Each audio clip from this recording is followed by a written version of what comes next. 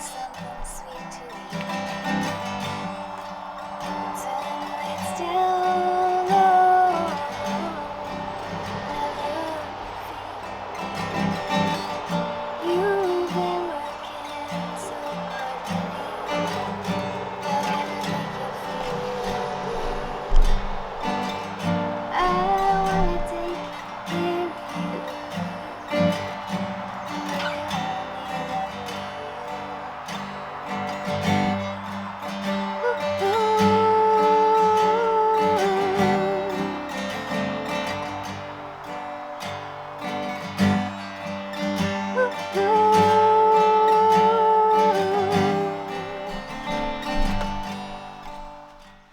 My name is Eniid Goodman, and I am an artist, musician, farmer, and yogi. And we're here in Wakefield, Quebec at my farm called the 100 Mile Farm. I'm a visual artist since I was a very small child. My mom was always putting paintbrushes in front of me and watercolor. And I grew up in a very artsy family. My mother was a singer and a teacher, so she was very on top of me as a musician and an artist. For my visual art, I do everything, but more recently I've gotten really into collage work, so it's multimedia. I'm inspired a lot by the work I do with special needs clients and friends that I work with. So I grew up also, because of my mom, working with special needs people. Over the years, even as a teenager, I would work as a PSW with autistic kids and adults, and I loved it. And over time, it evolved into me as an art teacher. I don't love using that word teacher because I feel like it's a collaboration in many ways. So they inspire me, I inspire them. And so what I find works best with people who have special needs, the elderly, people with Down syndrome, autism, even just anxiety. I've worked with people who are in depressions and things like that as well, is the collage work. Because I think a lot of times we need to just get over this idea that we're not an artist. I believe that we are all artists, and when we aren't creating, it actually can have very challenging repercussions, such as like anger. I think a lot of the anger that we have in our culture nowadays is because we're not creating enough. So on the music side of my artistry, I heavily influenced by Joni Mitchell.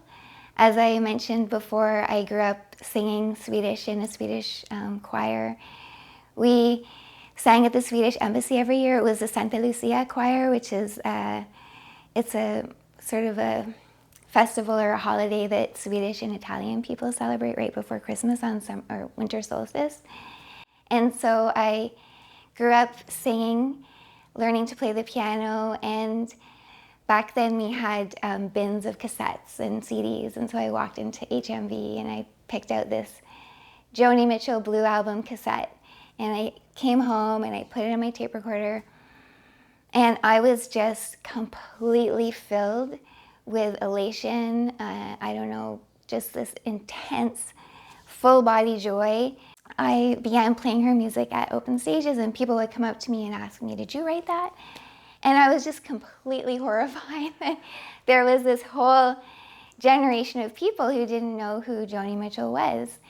And so over time, I just decided that I needed to sort of educate Canadians, but the general public, on who Joni Mitchell is and how incredibly influential she is.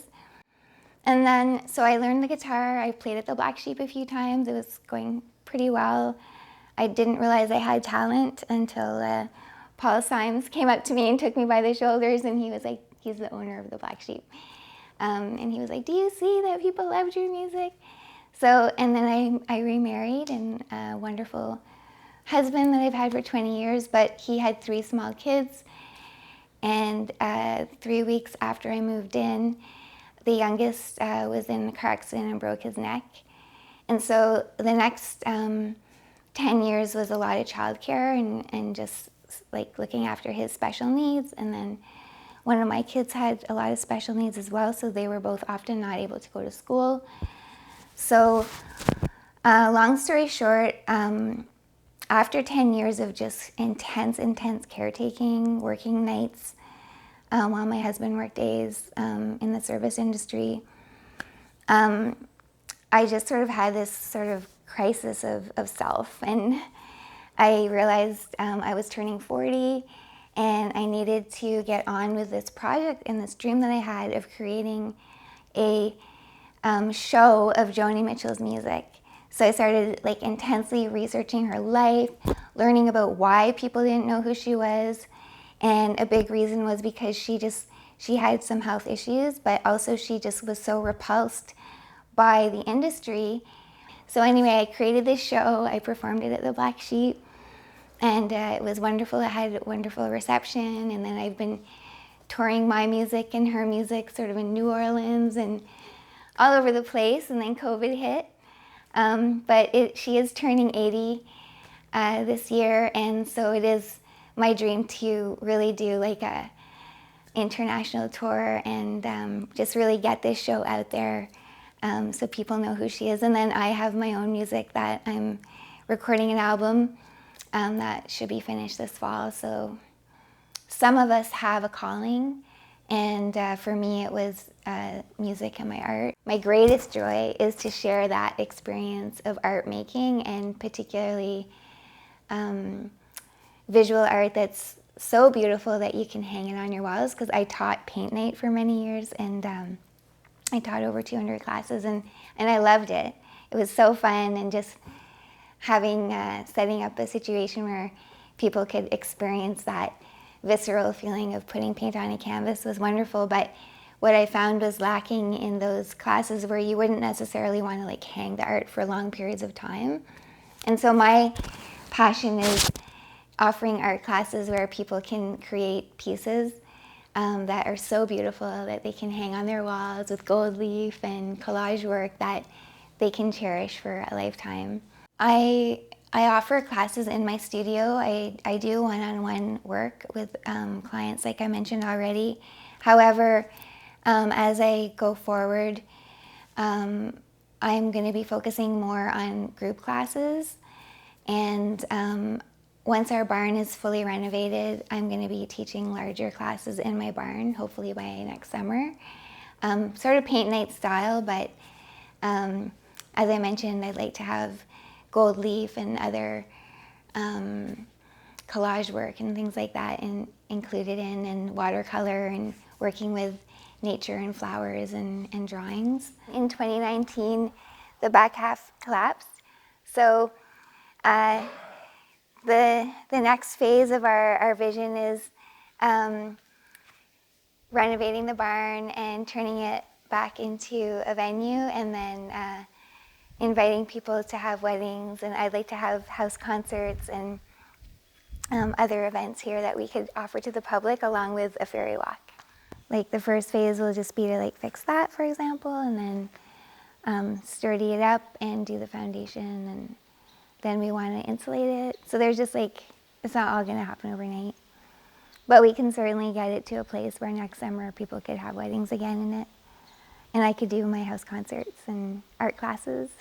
I've been to art retreats, like songwriting retreats and things. And so it's my dream to offer that here at our farm. It's just such a nourishing, beautiful space.